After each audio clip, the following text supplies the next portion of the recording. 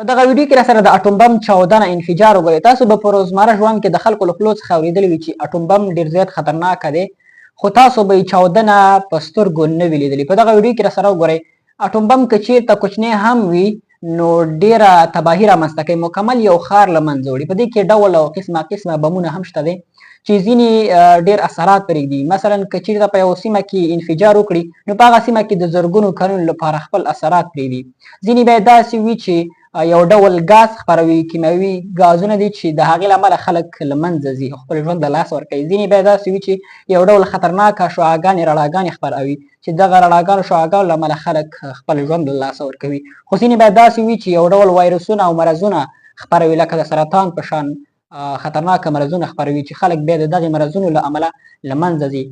نو دغه ویډیو کې را سره د اټوم بم چاودنه وګورئ چې دغه اټوم بم یې په یو ژور سمندر کې اچولی دی. 1.5 مترو په ژوروالي سره یې په یو سمندر کې اچولی دی، خو مګرن دومره ژوروالي سره هم د دغې بم اثرات وګورئ چې په دې سمندر کې څومره تباهي رامنځته کوي چې 1.5 متره ښکته په سمندر کې پروت دی، خو د دې هغه د انفجار اثرات وګورئ په دغه ویډیو کې.